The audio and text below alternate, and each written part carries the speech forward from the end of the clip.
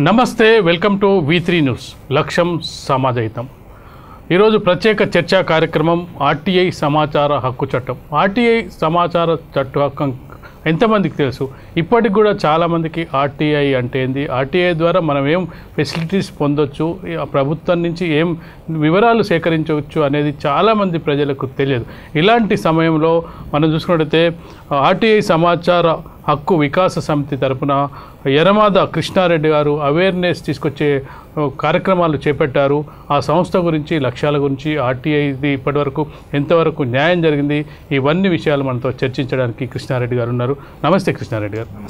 కృష్ణారెడ్డి గారు, మనం చూసినట్టయితే ఆర్టీఐ అనేది మిగతా దేశాల్లో చాలా పవర్ఫుల్గా, పర్ఫెక్ట్గా నడుస్తున్న సందర్భాన్ని మన దేశంలో ఎంతమందికి ఆర్టీఐ చట్టం గురించి తెలుసు అంటారు? సమాచార హక్కు చట్టం 2005 అక్టోబర్ 12 నుంచి భారతదేశంలో అమల్లోకి వచ్చింది.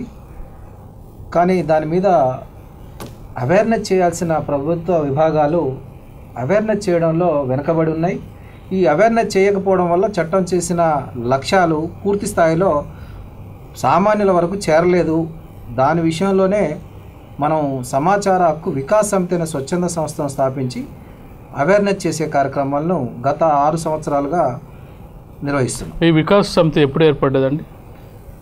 సమాచార హక్కు వికాస్ సమితి ఆగస్టు 28, 2016లో మనం తెలంగాణ రాష్ట్ర స్థాయిలో ఏర్పాటు చేయడం జరిగింది. అప్పటి నుంచి మనము సమాచార హక్కు చట్టం మీద విస్తృతమైన అవగాహన కల్పించడం కోసం అవగాహన సదస్సులు నిర్వహిస్తున్నాం. గోడపత్రాలు, కరపత్రాల ద్వారా మరియు ఫోన్ లైన్లో సందేహాల నివృత్తి కూడా చేస్తూ అవేర్నెస్ చేస్తున్నాం. దానిలో భాగంగా ప్రధానంగా మనం చేస్తున్న అవేర్నెస్ను గుర్తించి నల్లగొండ జిల్లా కలెక్టర్ గారు ఆర్టీఐ మానిటరింగ్ కమిటీ మెంబర్గా మా నియామకం కూడా చేయడం జరిగింది. గత 2 సంవత్సరాలుగా ఆర్టీఐ మానిటరింగ్ కమిటీ మెంబర్గా మేము నల్లగొండ జిల్లాలో ప్రభుత్వ ఉద్యోగులందరికీ కూడా ఆర్టీఐ మీద శిక్షణ తరగతులు, అవగాహన పెంపు కార్యక్రమాలు నిర్వహించడం జరిగింది. కృష్ణారెడ్డి గారు, మీరే చెప్తున్నారు 2005లో భారత ప్రభుత్వం చట్టం తేవడం జరిగిందని చెప్తున్నారు. అంటే మీరు ఒక ఎన్జిఓస్ తరఫున అనుకోండి, సమాచార హక్కు వికాస్ సమితి, మీరు కూడా 11 ఏళ్ళ తర్వాత ఒక అవేర్నెస్ ప్రోగ్రామ్ తీసుకురావడం జరిగింది. ఆ 11 ఏళ్ళ కాలంలో అంటే ఆ పని ఎవరు చేయాల్సి ఉందంటారు? యాక్చువల్గా సమాచార హక్కు చట్టంలోనే స్పష్టంగా సెక్షన్ 4, సెక్షన్ 26లో ప్రతి ప్రభుత్వ విభాగం కూడా 6 నెలలకు ఒకసారి సమాచార హక్కు చట్టంపై పౌర సమాచార అధికారులకు, సహాయ పౌర సమాచార అధికారులకు మరియు దరఖాస్తుదారులకి స్పష్టమైన అవగాహన ఉండేలాగా సమాచారం పొందే విధానాన్ని, సెక్షన్లను, నిబంధనల మీద వారికి కార్యక్రమాలు నిర్వహించాల్సిన అవసరం ఉంది. అది సమాచార హక్కు చట్టంలోనే చెప్పబడింది. కానీ దాన్ని అమలు చేయడంలో మాత్రం దృష్టి పెట్టడం లేదు. దీనికి ప్రధానమైన కారణం ఏంటంటే, ఇది అవేర్నెస్ చేసి ప్రజలు అందరూ కూడా సమాచారం కోరడం మొదలైతే మాకు ఇబ్బంది అని ప్రభుత్వ ఉద్యోగులలో ఒక భావన ఉండడం వల్ల ఈ ప్రచారం చేయడం లేక విఫలమయ్యారు. ప్రచారం చేసే దృష్టి పెట్టడం లేదు. కానీ ఇక్కడ నిజంగా విశాలంగా ఆలోచిస్తే ఇది ప్రభుత్వ ఉద్యోగుల రక్షణకే అనేది కూడా అర్థం చేసుకోవాలి. దీంట్లో ఏంటి బేసిక్ లోతుగా ఆలోచిస్తే, ప్రభుత్వ ఉద్యోగులు నిబంధనలు, సెక్షన్లను అనుసరించి పనిచేయాలి. అనుసరించి పనిచేయాలంటే ఈ రాజకీయ ఒత్తిడిలో వల్ల వాళ్ళకు లొంగి లేదా ఒత్తిళ్లకు అనుకూలంగా పనిచేసినప్పుడు ఇబ్బందుల పాలవుతారు. కాబట్టి లొంగకుండా ఉండాలంటే ముందు సమాచార హక్కు చట్టానికి రేపు జవాబుదారీతనంగా ఉండాలి. ప్రజలు కోరినప్పుడు వాళ్ళకు సమాచారం ఇవ్వాల్సి వస్తుంది అనేది ఉన్నది. కాబట్టి ఈ సమాచార హక్కు చట్టం మీద అవేర్నెస్ ఉన్నది. ప్రజలు అడుగుతారనే భయం ఉంటే వాళ్ళు తప్పు చేయకుండా, నిబంధనలు ఉల్లంఘించకుండా ఉంటారు, చట్టాలను ఉల్లంఘించకుండా ఉంటారు. కాబట్టి ఉద్యోగులు వారి ఉద్యోగాన్ని సక్రమంగా నిర్వహించే అవకాశం ఉంటుంది. ఇది లోతైన విషయాన్ని వాళ్ళు మరుగున పెట్టేసి కాలం గడుపుకునే ప్రయత్నాల్లోగా పాలనలో వాళ్ళు విధులు నిర్వహిస్తున్నారు. భవిష్యత్తులో వాళ్ళకే నష్టం. ఈరోజు ఒకరోజు కాలం గడపవచ్చు, లేదా నిబంధనలు ఉల్లంఘించి పనిచేయవచ్చు, నిర్ణయాలు తీసుకోవచ్చు. కాకపోతే భవిష్యత్తులో జవాబుదారీతనం వచ్చినప్పుడు, అడిగినప్పుడు వారు ఇబ్బంది పడాల్సిన పరిస్థితి ఏర్పడుతుంది. అది పోకుండా ఉండాలంటే సమాచార హక్కు చట్టం మీద విస్తృతమైన అవగాహన చేసినప్పుడు మాత్రమే ఉద్యోగులు కరెక్ట్ ఉంటుంది. ప్రభుత్వం కూడా సంక్షేమ పథకాలు, ఫలితాలన్నీ కూడా ప్రజలకు సక్రమంగా అందుతాయి. కృష్ణారెడ్డి గారు, మనం చూసుకున్నట్టయితే రాష్ట్ర ప్రభుత్వాలు ఏ రాష్ట్రానికి ఆ రాష్ట్ర ప్రభుత్వం సమాచార హక్కు కమిషనర్ ఉంటారు, దాంతోపాటుగా ఒక కమిటీని కూడా నియమిస్తుంటారు. ఆ కమిటీలో ప్రముఖులు ఉంటారు. అంటే వాళ్ళు ఏం చేస్తుంటారు అంటే వాళ్ళు జనరల్గా అంటే ఇలాంటి అవగాహన కార్యక్రమం వాళ్ళు కొంత ఇన్ఫ్లుయెన్స్ ఉన్న నాయకులు లేకపోతే రాజకీయ పార్టీకి అనుబంధంగా ఉన్న వాళ్ళని చైర్మన్గా పెడుతుంటారు. అంటే వీళ్ళ వల్ల ఎంతవరకు ప్రయోజనం ఉంటుంది? కేవలం వాళ్ళు ఏదో పదవి పొందడానికే అది పనికొస్తుంది అంటారా? ఇక్కడ సమాచార హక్కు చట్టాన్ని సమర్థవంతంగా అమలు చేయడం కోసం, సామాన్యుడు సమాచారం పొందే విధానం కోసం దరఖాస్తు చేసినప్పటి నుంచి గడువు లోపల సమాచారం ఇవ్వకపోతే మొదటి అప్పీలు, రెండో అప్పీల్ సమాచార కమిషనర్కి చేస్తాం. రెండో అప్పీల్ చేసినప్పుడు సమాచార కమిషనర్ల వాళ్ళు ఇరు వర్గాలను అనగా పౌర సమాచార అధికారిని లేదా సహాయ పౌర సమాచార అధికారిని దరఖాస్తుదారులను పిలిపించి విచారణ చేసి ఈ సమాచారం ఎందుకు ఇవ్వలేదు గడువు లోపల అని విచారించి ప్రజలకు సమాచారం ఇప్పించేందుకు సమాచార కమిషనర్లు పనిచేస్తారు. వాళ్ళ డ్యూటీస్ అది. ఈ సమాచార కమిషనర్ల నియామకాన్ని ఏ ప్రభుత్వం ఉన్నా ఆ ప్రభుత్వంలోని ముఖ్యమంత్రి, ఉప ముఖ్యమంత్రి మరియు ప్రతిపక్ష నాయకుడు ఆ ముగ్గురు కలిసి ఆ సమాచార కమిషనర్ల నియామకం ఉంటుంది. ఆ సమాచార కమిషనర్ల నియామకం కూడా 3 కేటగిరీల నుంచి సమాచార కమిషనర్లు తీసుకుంటారు. 2 కమిషనర్, మనం మొత్తం 6 కమిషనర్లు, ఒక చీఫ్ కమిషనర్ అనుకుంటే మొదటగా చీఫ్ కమిషనర్ను ప్రభుత్వ ఉద్యోగంలో ఉండి రిటైర్ అయిన వ్యక్తుల్ని ప్రధాన కమిషనర్గా, 2 సమాచార కమిషనర్లను న్యాయవాదులకు సంబంధించి అడ్వకేట్ల కేటగిరీలో తీసుకుంటారు. 2 సమాచార కమిషనర్లను జర్నలిస్టులకు సంబంధించిన కేటగిరీలో నుంచి తీసుకుంటారు. 2 సమాచార కమిషనర్లను సామాజిక సంస్థలు, స్వచ్ఛంద సామాజిక సంస్థలు, సమాచార హక్కు చట్టం మీద విస్తృతంగా పనిచేసిన సంస్థల నుంచి 2 సభ్యుల్ని తీసుకుంటారు. ఆ రంగాల్లో ఉన్నతమైన వ్యక్తుల్ని, అర్హత గల వ్యక్తుల్ని తీసుకొని నియామకం చేసి అన్ని వర్గాలకు ఆ విధంగా ప్రాతినిధ్యం ఇచ్చి సమాచార కమిషన్లు నియమించాలి. అదేవిధంగా చేస్తున్న క్రమంలో కొంత అక్కడక్కడ రాజకీయ పైరవి ఉన్న వ్యక్తులనే నియామకం జరుగుతుంది. అట్లాంటివి జరగకుండా ఉంటే బాగుంటుంది. అది సామాన్య ప్రజలకు ఉపయోగపడే చట్టం మీద ఆ నిబంధనల ప్రకారం నియామకాలు జరిగితే ప్రజలకు మేలు జరుగుతుంది. ఈ చట్టం కూడా సమర్థవంతంగా అమలు జరుగుతుంది. మీరు చెప్తున్నారు ముఖ్యమంత్రి, ప్రతిపక్ష నాయకుడు, ఉప ముఖ్యమంత్రి ఉంటే ఉప ముఖ్యమంత్రి వీళ్ళు కలిసి నిర్ణయించాలి సమాచార కమిషన్ చైర్మన్ అని. అలాంటి పరిస్థితి అంటే తెలంగాణ రాష్ట్రం ఏర్పడి 10 సంవత్సరాలైంది. ఈ 10 సంవత్సరాల కాలంలో అలాంటి సందర్భాలు ఏమైనా ఉన్నాయా మనకు? సమాచార కమిషనర్లు నియామకం చేశారు. తెలంగాణ రాష్ట్రంలో కూడా నియామకాలు జరిగిన 2 టర్ములు సమాచార కమిషనర్లుగా పనిచేశారు. లాస్ట్ టైం అయిపోయిన తర్వాత ఇప్పటి వరకు అయితే దాదాపు 8 నుంచి 9 నెలల పైబడి సమాచార కమిషనర్ల ఖాళీ ఉంది, వెకెట్ ఉంది. ఆ నియామకం ప్రక్రియ కూడా గడువు లోపల చేయకపోవడం వల్ల స్వచ్ఛంద సంస్థలు హైకోర్టును ఆశ్రయించడం జరిగింది. కమిషనర్ వెంటనే నియమించాలని హైకోర్టు కూడా గడువు లోపల సమాచారం కమిషనర్లు నియమించమని ఆదేశాలు జారీ చేసింది. దాని ప్రక్రియ మొదలైంది, నోటిఫికేషన్ విడుదలైంది, దరఖాస్తులు కూడా జరిగినాయి, ఎంపికలు కూడా జరిగే పరిస్థితులలో క్రమంలో ఈ ఎన్నికలు రావడం వల్ల ఆ ఫైలు అక్కడ ఆగిపోయింది. మరి కొత్త ప్రభుత్వం వచ్చిన తర్వాత ఆ ప్రక్రియ మళ్ళీ మొదలవుతుంది. పరిశీలించి సమాచార కమిషనర్లు యాజ్ ఎర్లీ యాజ్ పాసిబుల్గా నియామకం చేస్తారని ఆశిస్తున్నాం. అంటే కృష్ణారెడ్డి గారు, మీరు చెప్తున్నట్టుగా కమిషనర్ కాలం పరిమితి పూర్తయ్యేలోప ఎందుకు వాళ్ళు నియమించలేకపోతున్నారు? 9 నెలలు ఖాళీ పెట్టాల్సిన అవసరం ఉంది. ఎందుకంటే ఆ గడువు తెలుసు, ఎప్పటి లోపల వీళ్ళ పదవీ కాలం పూర్తవుతుందని తెలుసు. ఇప్పుడు ప్రభుత్వాలు మారుతుంటాయి. ఈ ప్రభుత్వం మారంగానే వెంటనే ఇంకో ప్రభుత్వం రెడీగా ఉంటుంది.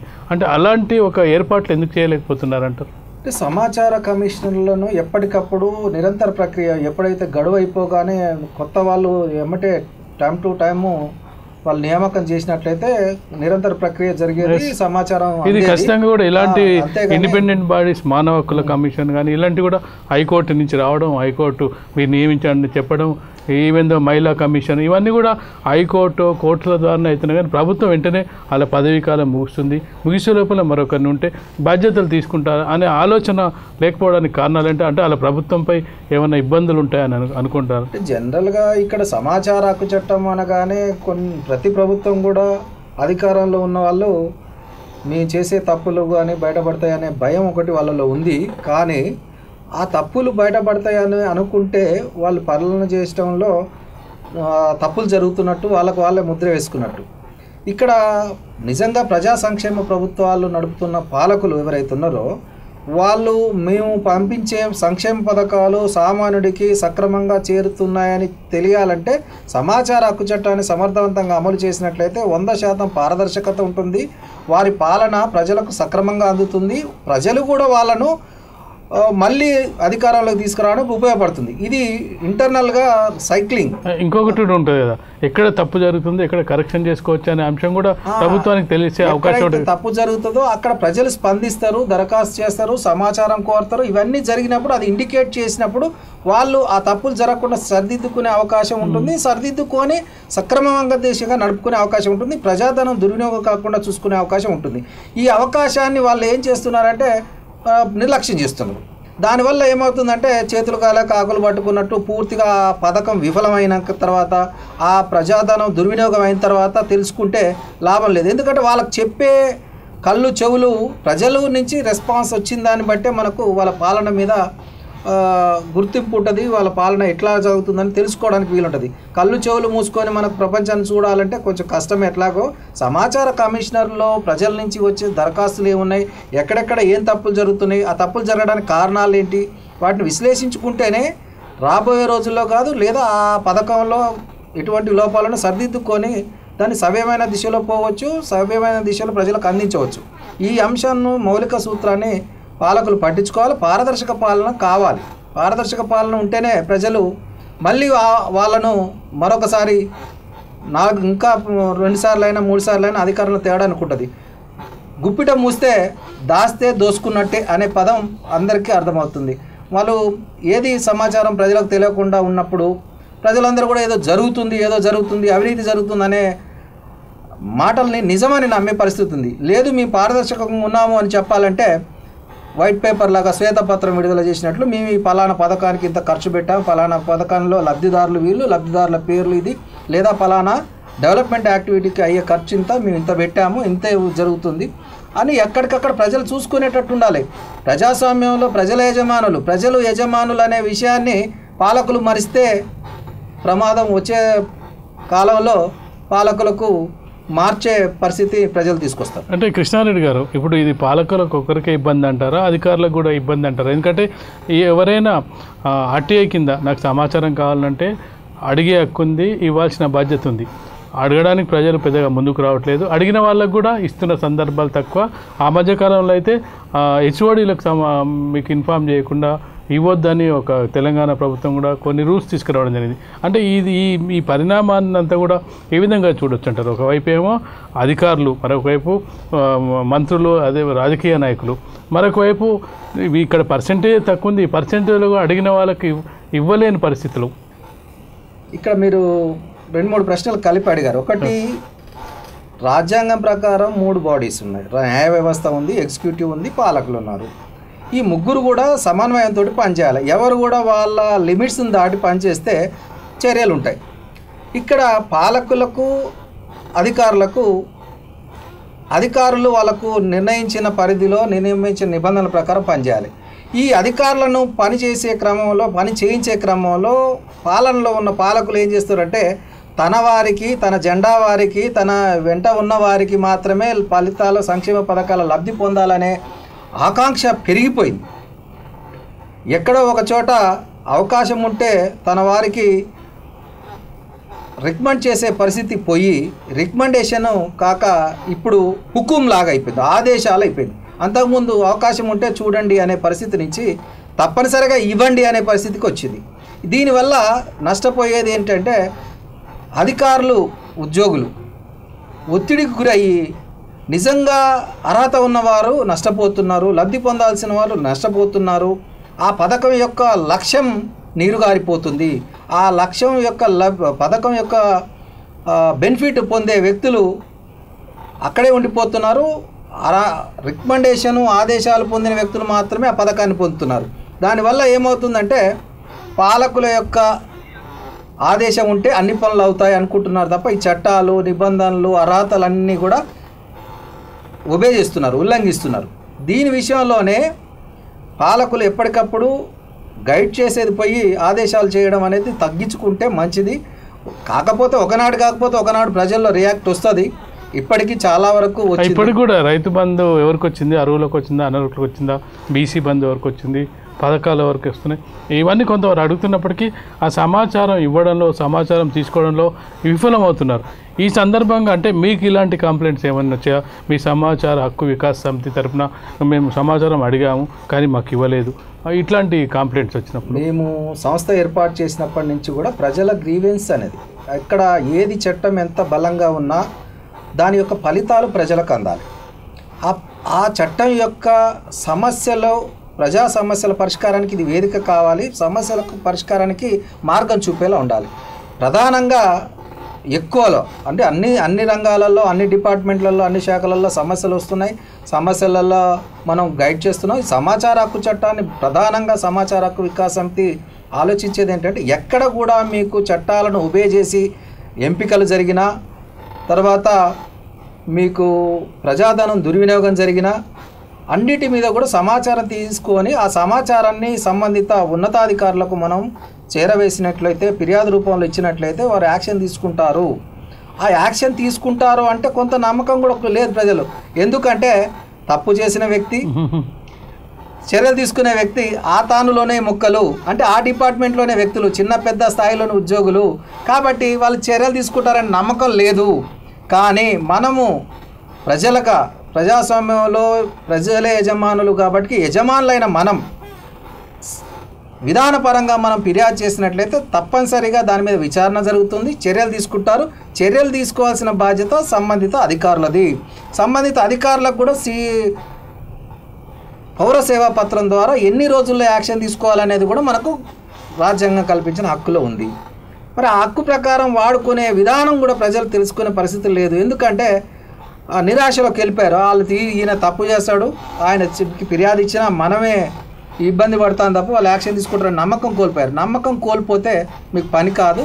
నమ్మకంతో పని చేయండి, నమ్మకంతో ఫిర్యాదు చేయండి, ఆ తర్వాత విచారణ చేసి చర్యలు తీసుకోండి. చర్యలు తీసుకొని పక్షంలో కూడా ఆ అధికారి మీద కూడా మనం ఉన్నతాధికారి కంప్లైంట్ చేయొచ్చు, లేదా లీగల్గా కూడా వెళ్ళొచ్చు. అంటే మీరు చెప్పే ఇంత పెద్ద ప్రాసెస్లో సామాన్యుడు అంతగా తిరిగే అవకాశం ఎంత? అసలుకి సామాన్యుడికి సమాచార హక్కు చట్టం సామాన్యుడి చేతిలో బ్రహ్మాస్త్రం. కానీ బ్రహ్మాస్త్రం అయినప్పటికీ రాజకీయ నాయకులు, అలాగే తీసుకుంటే ఉద్యోగులు అంతా కుమ్మక్క అయినప్పుడు మీలాంటి వాళ్ళు వికాస్ సమితి తరఫున కొంత అవేర్ చేస్తున్నప్పటికీ అతను చర్య తీసుకోకపోతే మళ్ళీ పై దగ్గరికి వెళ్ళాలి, పైన చర్య, అంటే ఈ ప్రాసెస్ చైన్ సిస్టమ్ దాకా వెళ్ళే పరిస్థితి ఎంతవరకు ఉందంట? ఇక్కడ ఒకటి గమనించాల్సింది ఏంటంటే తప్పు జరుగుతుంటే చూస్తూ కూర్చునే వాళ్ళు కూడా ఆ తప్పులో భాగమే. చాలామంది అనుకుంటారు నాకెందుకులే, వారికి అన్యాయం జరిగింది, ఆ భరత్కు అన్యాయం జరిగింది, లేదా భరత్కు రావాల్సిన లబ్ధి రాలేదు, నాకెందుకులే అని మనం అనుకున్న ధోరణి పెరిగిపోయింది. ఈ ధోరణిని మనం మార్చకపోతే రేపు మనకు కూడా జరుగుతుంది అనేది గమనించేస్తే ప్రజలందరూ అవేర్నెస్ ఉంటారు. ఎక్కడ కూడా తప్పులు జరగకుండా చూసుకునే బాధ్యత అందరిది. కానీ భరత్కు జరిగినప్పుడు నాకెందుకని నేను అనుకుంటే రేపు నాకు జరిగినప్పుడు భరత్ కూడా అదే అనుకుంటారు. నా ఇంటికి నీ ఇల్లు ఎంత దూరం, నీ ఇంటికి ఆ ఇంట్లో ఎంత దూరం. చట్టం అమల్లోకి వచ్చేసరికి అమలు చేయాలనుకుంటే ఎక్కడికెక్కడ ప్రజలు అవేర్నెస్ అయ్యి కంప్లైంట్స్ రూపంలో మనం ఇస్తున్నప్పుడు, సంఖ్య పెరుగుతున్నప్పుడు ఆటోమేటిక్గా మార్పు వస్తుంది. ఆ మార్పు చివరికి అవసరమైతే పాలకుల్ని మార్చే స్థాయికి కూడా రావచ్చు. ఇప్పుడు మీరు సమాచార వికాస్ సమితి ప్రారంభించి 7 సంవత్సరాలు అయింది. ఈ 7 సంవత్సరాల కాలంలో మీరంటే విజయాలు, అపజయాలు మీ సంస్థ ద్వారా అంటే ఏం చెప్తారు? యాక్చువల్గా సమాచార హక్కు వికాస్ సమితి ప్రజా సమస్యల పరిష్కారానికి రెగ్యులర్గా ఫోన్ ద్వారా మనం గ్రీవెన్స్ చేస్తున్నాం, గైడ్ చేస్తున్నాం. నేను ఎక్కడికెక్కడ వెళ్ళి మనం సహాయం చేసి మార్చడం కాకుండా విధానపరంగా ఎట్లా మనం దరఖాస్తు చేసుకోవాలి, సమాచారం ఎట్లా తీసుకోవాలి, లేదా మీ సమస్య ఏముంది, ఆ సమస్యకు ఎవరిని సంప్రదించాలి, ఎట్లా మనం పిటిషన్ చేయాలి, దానికి ఎటువంటి అటాచ్మెంట్స్ మీ కాడున్న పత్రాలు అవి జత చేయాలో అవన్నీ మనం చెప్తూ ఎక్కడికక్కడ తెలంగాణ రాష్ట్ర వ్యాప్తంగా కాదు, ఆంధ్రప్రదేశ్లో కూడా ఫోన్ కాల్ ద్వారా మనకు సంప్రదించినప్పుడు వాళ్ళకు సమాచారం అందిస్తున్నాం, గైడ్ చేస్తున్నాం. చాలా సమస్యలు పరిష్కారమైనవి. ప్రధానంగా రెవెన్యూకి సంబంధించిన సమస్యలు మా దగ్గరికి ఎక్కువ వస్తాయి. భూములకు సంబంధించింది ఎందుకంటే ధరణి వచ్చిన తర్వాత ఈ ప్యూరిఫికేషన్ జరిగే క్రమంలో ఆ ప్యూరిఫికేషన్ చేసేటప్పుడు కొంత నిబంధనలను ఉల్లంఘించి, లేదా ఇష్టారాజ్యంగా, లేదా అప్పటికప్పుడు తొందరలో కొన్ని నిర్ణయాలు చేయడం జరిగింది. ఆ నిర్ణయాలు వల్ల చాలామంది దాదాపు ఒక 20% రైతులు, భూములు ఉన్న వ్యక్తులు బాధలు పడుతున్నారు. దానికి పరిష్కారము, దానికి కావాల్సిన మెటీరియల్ సేకరించడంలో సమాచార హక్కు చట్టం బాగా ఉపయోగపడుతుంది. దాని మీద ఎప్పటికప్పుడు మేము అవేర్నెస్ చేస్తున్నాం, గైడ్ చేస్తున్నాం. దాంట్లో ఎటువంటి పత్రాలు తీసుకుంటే మీకు ఉన్న హక్కులు తెలుస్తాయి, ఆ హక్కులతోటి మీరు మీ హక్కును సాధించుకునే అవకాశం ఉంటుంది. పట్టా తిరిగి పొందే హక్కు ఉంటుంది. మీరు తీసుకునే సమాచార పత్రాలన్నీ కూడా కోర్టులో ఎవిడెన్స్గా కూడా ఉపయోగపడే స్థాయికి సమాచార హక్కు చట్టం ద్వారానే ఉపయోగపడతాయి. కేవలం పోయి మామూలుగా జిరాక్స్ తీసుకొస్తే ఆ పత్రాలు ఉపయోగపడవు. సమాచార హక్కు చట్టం ద్వారా దరఖాస్తు చేసుకున్న పత్రాలు మాత్రం కోర్టులో ఎవిడెన్స్గా ఉపయోగపడతాయి. చాలా కేసులు జరిగింది. రెవెన్యూలో ఎక్కువగా మేము చాలా చేశాము. ఇంకా కొన్ని విస్మయకరమైన సంఘటనలు ఏంటంటే, ప్రభుత్వ భూముల్ని కూడా రెవెన్యూ అధికారులను మేనేజ్ చేసి పట్టాలుగా మార్చుకున్న వ్యక్తుల కేసులు కూడా మనం చూసాం. ప్రభుత్వ భూముల్ని కేవలం ప్రభుత్వం మాత్రమే పంపిణీ ద్వారా పట్టా హక్కులు పేదవాళ్ళకి ఇవ్వాలి. అలా పేదవాళ్ళకి ఇచ్చిన భూముల్ని మధ్యంతలో రెవెన్యూ అధికారులను మేనేజ్ చేసి బడా రైతులు లేదా భూస్వాములు, అంటే above poverty line, below poverty line కాబట్టి ఎబోవ్ పవర్టీ లైన్ ఉన్న వాళ్ళు కూడా అక్రమంగా ప్రభుత్వ భూముల్ని ఇన్ఫ్లుయెన్స్ ఉన్న వాళ్ళు అంటే చేయాల్సిన ప్రొసీడింగ్లో కానీ చొప్పించి అమైన్మెంట్ రిజిస్టర్లో కూడా చొప్పించి రాసుకున్నారు. అంటే వాళ్ళు చేశారు, రాసుకున్నారు, పాస్బుక్లు వచ్చాయి, ధరణి పాస్బుక్లు కూడా వచ్చే పరిస్థితి వచ్చింది. అంటే ఆ భూమి నేచరే అసైన్మెంట్ ల్యాండ్, ప్రభుత్వ భూమి. అది జరిగిన దాని మీద మేము పూర్తి రిపోర్ట్స్ తీసుకున్నాం, ఎంఆర్ఓతోటి విచారణ చేయించాం, ఆర్డీఓతోటి విచారణ చేయించాం. దాన్ని ఒక 2 ఎకరాల భూమిని మళ్ళీ ప్రభుత్వం తిరిగి తీసుకునే విధంగా చేయడం జరిగింది. మళ్ళీ లబ్ధిదారుడికి వచ్చే విధంగా చేయడం జరిగింది. ఇట్లా రెవెన్యూ కేసులు చెప్పుకుంటూ పోతే చాలా ఉన్నాయి. అంటే మీరు చెప్తున్నట్టుగా మీ దగ్గరికి వచ్చిన కేసులు మీరు అవేర్నెస్ ప్రోగ్రామ్ ద్వారా సాధించినవి ఉన్నాయి. ఏమైనా మీకు అసంతృప్తి కలిగించినవి కానీ, మీ దగ్గరికి వచ్చిన వ్యక్తి నాకు పని కాలేదు అన్న సందర్భాలు ఏమైనా ఉన్నాయంటే? ఇక్కడ మనం కొంత మన స్థాయిని ఆలోచించి, మన బలాన్ని ఆలోచించి, ఇక్కడ స్వచ్ఛంద సంఘాలకు ప్రజలే బలం. ఇది ప్రజల కోసం చేస్తున్న పోరాటం, ప్రజా ఉద్యమం. ఇది ఈ ప్రజా ఉద్యమాన్ని నేను సోషల్ మీడియా వేదికగా ప్రజలందరూ అవేర్నెస్ కావాలి. ఏ ఒక్కరో ఎవరి కోసమో ఎవరు పోరాటం చేయరు, ఎవరి కోసం ఎవరు రారు. మన కోసం మనమే అవేర్నెస్ కావాలి, మన కోసం మనమే చైతన్యం కావాలి, మన సమస్యలు మనమే పరిష్కరించుకోవాలి. ఆ పరిష్కరించుకునే క్రమంలో మనం అవేర్నెస్ చేస్తున్నాం, గైడ్ చేస్తున్నాం. కాకపోతే అప్పుడప్పుడు అక్రమార్కులు, అవినీతి పరులు వాళ్ళు చేసిన తప్పులు బయటపడతాయని ఫోన్ చేసి బెదిరించే ఆలోచనలో ఉన్నారు. అప్పుడప్పుడు ఫోన్లు వస్తాయి. కానీ నేను ఇక్కడ వాళ్ళకి చెప్పేది ఒకటే, నేను ఈరోజు చేయకపోతే ఇప్పటికీ సమాచార హక్కు చట్టం అనేది ప్రజలందరిది అవేర్నెస్ పెరిగింది, సోషల్ మీడియా ద్వారా పెరుగుతుంది. నేను అడగడం కాకపోతే ఇంకా 1000 మంది అడిగే వాళ్ళు వస్తున్నారు.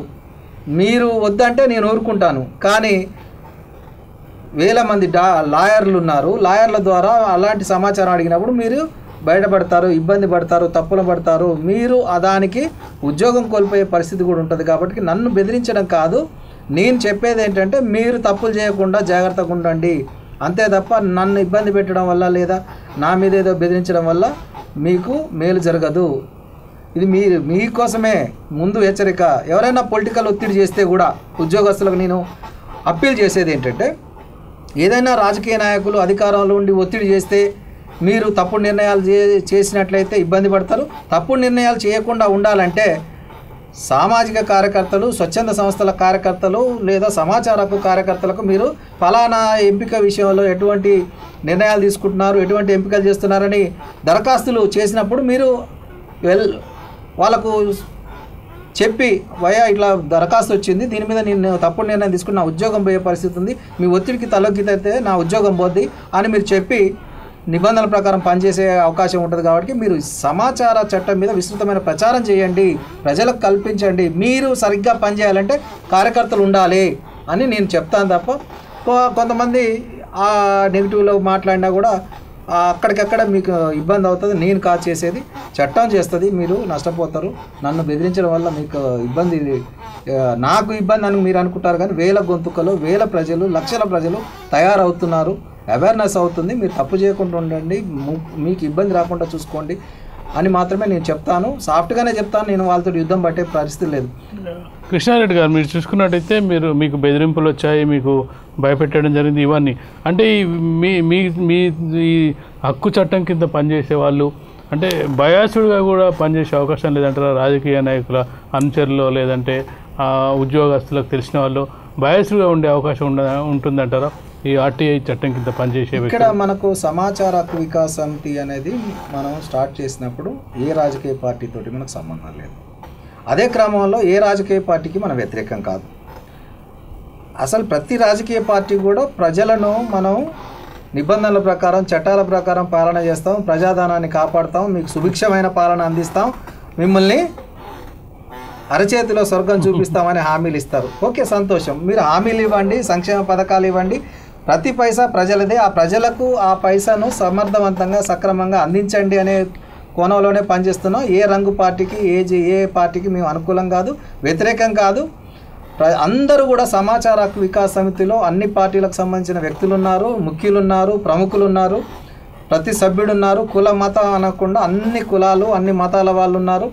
మేము కోరుకునేది ఒక్కటే, ప్రజాస్వామ్యం పాలనలో ప్రజలు యజమానులు, ప్రభుత్వం చేసే ప్రతి పైసా ఖర్చు కూడా ప్రజలదే. ప్రజల నుంచి ప్రత్యక్షంగా పరోక్షంగా సేకరించిన పన్నుల ద్వారా పెట్టే ఖర్చులు కూడా జాగ్రత్తగా దుర్వినియోగం కాకుండా చూసుకోవాల్సిన బాధ్యత ప్రజలదే. ఇది ఒక్కటే మన నినాదం.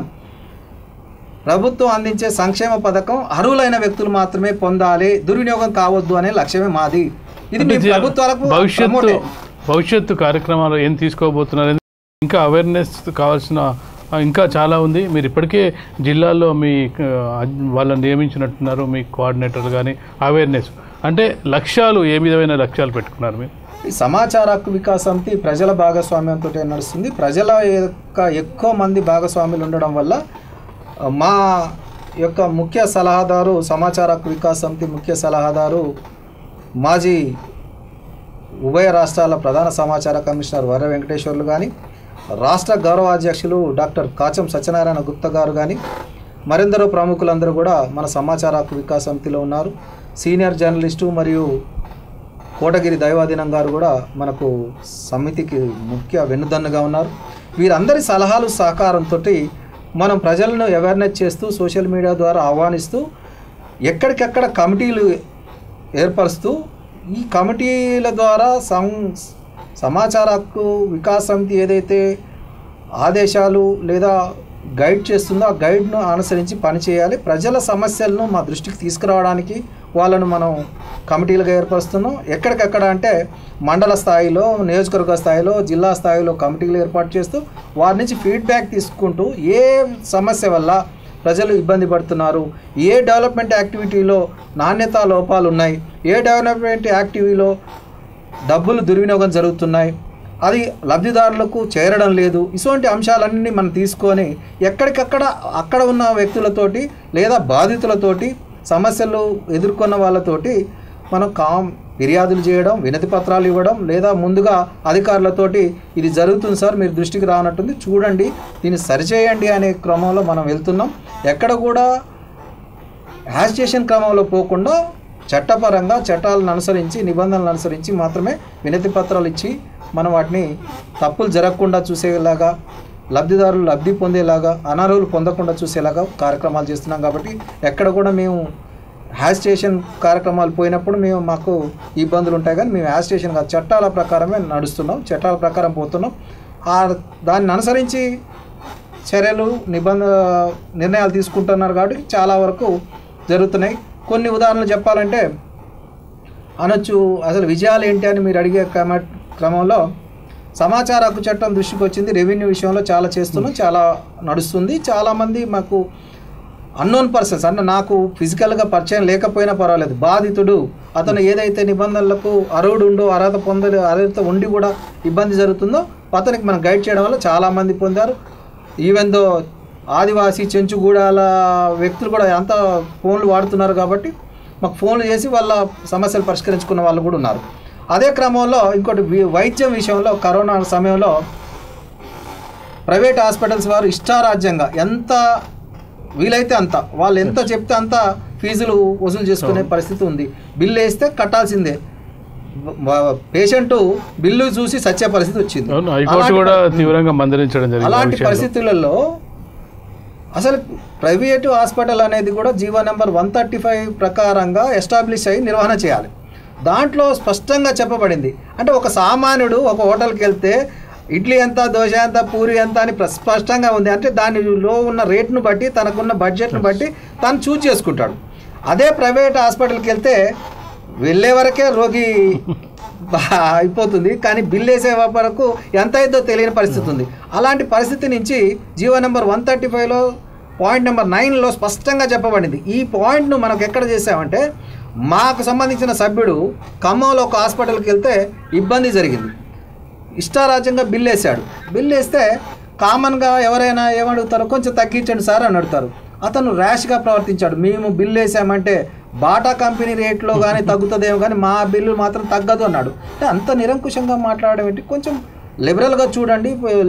పూర్ వ్యక్తి అని చెప్పినా కూడా అసలు మీరెవరు మాకు చెప్తానికి, మేము ఎంత వేస్తే అంత ఇవ్వాల్సిందే, మేము చెప్పిందే వేదం, మేము చెప్పిందే చట్టం అనే స్థాయిలో మాట్లాడాడు. అసలు ఏంటి నిర్వహణలో ఎక్కడ ఫెయిల్ అవుతున్నారు అనే క్రమంలో మనం పూర్తిగా వైద్య విజ్ఞాన పరిషత్తును సంప్రదించి అసలు వీటికి అనుమతులు ఎట్లా ఉంటాయి, వాళ్ళ నిర్వహణలో ఎటువంటి నిబంధనలు పాటించాలనే దాని మీద మంచి ఎక్సర్సైజ్ చేసి జీవో నెంబర్ 135 కాపీ తీసుకున్న తర్వాత పాయింట్ నెంబర్ 9ను ఫోకస్ చేశాం.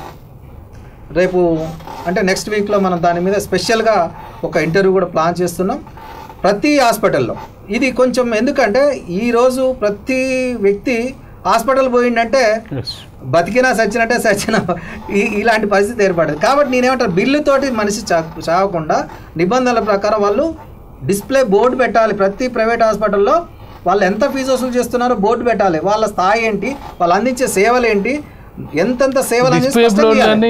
మామూలుగా రెవెన్యూ కార్యాలయాల్లో, మిగతా కార్యాలయాల్లో కూడా ప్రతి చోట డిస్ప్లే బోర్డులు పెట్టాల్సిన ఆవశ్యకత ఉంది, కానీ ఎక్కడ కూడా డిస్ప్లే బోర్డు పెట్టి. ఇది నేను చెప్పింది ప్రైవేట్ హాస్పిటల్లో రేట్ సంబంధించి. అదే విధంగా రెవెన్యూలో కూడా ఉంటుంది.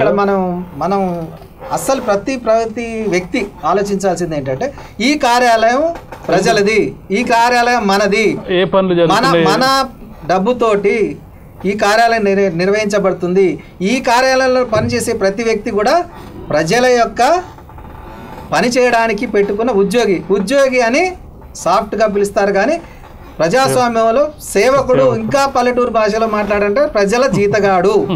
వాళ్ళకు ఒక లిమిట్స్ ఉన్నాయి, వాళ్ళకు ఒక జీతం ఇస్తున్నాం, ఆ జీతంలో పనిచేయాలి. కానీ ఇప్పుడు ఏమైందంటే ప్రజలు అవేర్నెస్ కోల్పోయారు, అడిగే వాళ్ళు లేరు. కాబట్టి ఏమైంది, ఆ ఉద్యోగి రాజైపోతుండు. ఆ ఉద్యోగి రాజైపోవడం వల్ల ప్రజలు పోయి బాబు నాకు ఈ పని చేయండి, సార్ నాకు ఇది చేయండి, దేవుడా, భగవంతుడా, రాజా అని పరిస్థితి. ఆ పరిస్థితి పోవాలి. హమారా పైసా హమారా హిసాబ్, ఈ పైసలు మావి, మాకు లెక్క చెప్పాలి, మీరు జవాబుదారీతనంగా ఉండాలి. ఈ సమాచార హక్కు చట్టంలో స్పెషల్గా చెప్పేది ఏంటంటే, అధికారి ఎక్కడెక్కడ పర్యవేక్షణకు పోతుండో కూడా స్పష్టంగా రాయాలని మూమెంట్ డైరీలో ఉంది. తాను తిరిగే కారు, డ్రైవరు, తను రాసుకునే టేబుల్, కూర్చునే కుర్చీ, పైన తిరిగే ఫ్యాను, రాసే పెన్ను కూడా ప్రజల సొమ్ముతోటి ఉంది. ప్రజలకు జవాబుదారీతనంగా ఉండాలి. కాబట్టి అదంతా కూడా మనకు అడిగే హక్కు ఉంది, తెలుసుకునే హక్కు ఉంది. చాలా కార్యాలయాల్లో, ఇంటీరియర్ కార్యాలయాల్లో అధికారి జీతం తీసుకోవడానికి మాత్రమే వచ్చే పరిస్థితులు ఉన్న కానించి మార్పు రావాలి. అతను నిరంతరం తన డ్యూటీ ఎక్కడెక్కడ తిరిగాడో, ఏం చేశాడో అడిగే జనం పెరిగినప్పుడు మాత్రం అతను డ్యూటీ సక్రమంగా చేస్తాడు. కాబట్టి ప్రజలకు మేలు జరుగుతుంది.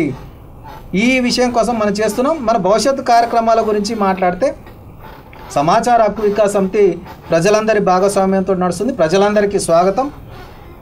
మా కింద స్క్రోల్ అవుతున్న మా నెంబర్కు మీరు మెసేజ్ ద్వారా మీరు జాయిన్ కావచ్చు, లేదా మాకు కాల్ చేసి మాట్లాడచ్చు. మీ సమస్యల పరిష్కారానికి కూడా మేము గ్రీవెన్స్ చేస్తాం. వీలైనంత స్థాయిలో గ్రీవెన్స్ చేస్తాం. ఇంకా మా దాంట్లో ఎక్స్పర్ట్స్ అడ్వకేట్లు ఉన్నారు, హైకోర్టు అడ్వకేట్లు ఉన్నారు, జిల్లా కోర్టు అడ్వకేట్లు ఉన్నారు, తర్వాత ప్రముఖులు ఉన్నారు. వివిధ రంగాల్లో వైద్య రంగంలో ఉన్న వాళ్ళు ఉన్నారు, విద్యా రంగంలో ఉన్న వాళ్ళు ఉన్నారు, విద్యుత్ రంగంలో ఉన్న వాళ్ళు ఉన్నారు. వీళ్ళందరూ కూడా రిటైర్డ్ ఎంప్లాయీస్ అందరూ కూడా మన దాంట్లో టీమ్గా ఉన్నారు. వీరందరి అనుభవాల్ని, అవకాశాలని, వాళ్ళకున్న అవేర్నెస్ను ప్రజలకు, సభ్యులకు అందిస్తున్నాం. మేము సోషల్ మీడియాను వాడుకుంటూ చేస్తున్నాం. ఇంకా ఒక ప్రత్యేకమైన అప్పీల్ ఏంటంటే, నిరంతరం మా సమాచార హక్కు వికాస సమితి రాజ్యాంగం ద్వారా పౌరులకు ఉన్న హక్కులేంటి, హక్కులను అమలుపరిచే శాఖలేంటి, వాటిని ఎట్లా సంప్రదించాలి, సంప్రదించినప్పుడు మీకు ఎట్లా టైం బౌండ్ ఎట్లా ఉంటుంది, దాని తర్వాత దాని పనితీరు ఎట్లా ఉంటుంది, ఫలితాలు ఎట్లా ఉంటాయి, అవన్నీ కూడా మేము ఎనాలిసిస్ చేస్తూ ఎప్పటికప్పుడు డైలీ మన సమాచార హక్కు వికాస సమితి ద్వారా మినిమం నా ఒక్క సెల్ నుంచి దాదాపు ఒక 20,000 మందికి నేను మెసేజ్లు పంపడం జరుగుతుంది, వీడియోస్ పంపడం జరుగుతుంది. ఇక్కడ మల్టిప్లై అవుతుంది. అక్కడ మనం సమాచార హక్కు వికాస సమితి కోరుకునేది ఒకటి, అవగాహన పెరిగిన జనం పెరిగినప్పుడు మాత్రమే అవినీతిని అక్రమాలను కట్టడి చేయగలుగుతాం, సమస్యలు రాకుండా ఉంటాయి. కానీ చాలామంది ఏమంటారంటే నాకు సమస్య రాకపోతే పర్వాలేదు, ప్రపంచం అంతా కాలిపోయినా పర్వాలేదు అనే ధోరణి మారిపోవాలి. ఎందుకంటే రేపు నువ్వు కూడా కాలిపోయే పరిస్థితికి వస్తుంది, నష్టపోయే పరిస్థితికి వస్తుంది, ఇబ్బంది పడే పరిస్థితికి వస్తుంది. కాకుండా ఉండాలంటే ఇప్పటి నుంచే ప్రతి ఒక్కరూ మేధావులు, విద్యావంతులు, ఉద్యోగులు, జర్నలిస్టులు, అడ్వకేట్లు, కామన్ మెన్స్ కూడా సమాచార హక్కు చట్టమే కాదు అన్ని హక్కుల గురించి తెలుసుకోవాలి. హక్కుల అమలు కోసం పోరాటం చేసే క్రమంలో కలిసి రావాలని కోరుకుంటూ త్వరలో జనవరి 7న రాష్ట్ర స్థాయిలో తెలంగాణ రాష్ట్ర స్థాయిలో ఉన్న అన్ని స్వచ్ఛంద సంఘాలు సమాచార హక్కు చట్టం కార్యకర్తలతో పెద్ద సదస్సును పెట్టడం జరుగుతుంది. ఆ వివరాలన్నీ కూడా మళ్ళీ మనకు తెలియజేస్తాం. మా సెల్ నెంబర్కు మీరు వాట్సాప్ చేసిన ద్వారా మీకు ఆ స్థలము కానీ తేదీ వివరాలన్నీ కూడా మీకు అప్డేట్ చేస్తాం. ఆసక్తి గల వారందరూ కూడా రావడానికి వీలుంది. ముందు వాళ్ళు ఎవరెవరు వస్తారో ముందు మాకు నోటిఫై చేసుకుంటే దానికి తగ్గ ఏర్పాట్లు చేయడానికి వీలుంటుంది. ఎందుకంటే భోజనం ఏర్పాట్లు కానీ సీటింగ్ ఏర్పాటు కానీ ఉంటుంది. అవన్నీ కూడా ఉండాలంటే మా సమాచార హక్కు వికాస సమితి చేసే కార్యక్రమాల్లో భాగస్వామ్యం కావాలనుకున్న వాళ్ళు, అసలు సమాచార హక్కు చట్టం మీద అవేర్నెస్ పొందాలనుకున్న వాళ్ళు ఖచ్చితంగా ఈ సమావేశానికి సదస్సుకు రావాలని ప్రత్యేకంగా ఆహ్వానిస్తున్నాం. ఇది అండి మన భవిష్యత్తు. కృష్ణారెడ్డి గారు, మీరు అంటే చాలా చక్కగా వివరించడం జరిగింది. ప్రజల హక్కులేంటి, బాధ్యతలు ఏందని మనం కృష్ణారెడ్డి గారు వివరించింది విన్నాం. ఆర్టీఐ అంటే ఏంటి, ఆర్టీఐలో మనం ఏం పొందవచ్చు, ఆర్టీఐ ద్వారా ఏం తీసుకోవచ్చు, అసలు ఆర్టీఐ ద్వారా తీసుకునే హక్కు, అసలు ప్రజలకు సంబంధించిన సమాచారాన్ని సేకరించి అసలు ఏం జరుగుతుంది ప్రభుత్వంలో, అలాగే ఉద్యోగి ద్వారా ఏం జరుగుతుందని తెలుసుకునే హక్కు ప్రజలకు ఉంది. కానీ ఇప్పటి వరకు కూడా 2005లో సమాచార హక్కు చట్టం వచ్చినప్పటికీ ఇప్పటి వరకు కూడా పెద్దగా అవేర్నెస్ లేకపోవడం, సమాచార వికాస సమితి 2016లో ఏర్పడినప్పటి నుంచి చాలా సమస్యలు పరిష్కరించడం, ఆ పరిష్కారం క్రమంలో కొంత బెదిరింపులు వచ్చినప్పటికీ వాటిని పరిష్కరించే క్రమం కూడా మనం వివరించడం జరిగింది. అలాగే ఎక్కువ సమస్యలు వస్తున్న దాన్ని కూడా వాళ్ళు చూసుకున్నట్టయితే రెవెన్యూ విభాగంలో, అలాగే మెడికల్ అంటే హాస్పిటల్లో వస్తున్న సమస్యలకు సంబంధించిన పరిష్కారాలు చూపిస్తున్నారు. ఆర్టీఐ అనేది సామాన్య పౌరుని చేతిలో బ్రహ్మాస్త్రం అని చెప్తున్న ఈ ఆర్టీఐ చట్టాన్ని ప్రజలందరూ కూడా అవేర్నెస్గా ఉపయోగించుకోవాలి. తెలియనప్పుడు మనం సమాచార వికాస సమితి ద్వారా తెలుసుకునే ప్రయత్నం చేయాలి. ఇది ఈరోజు స్పెషల్ డిస్కషన్. V3 న్యూస్ లక్ష్యం సమాజహితం.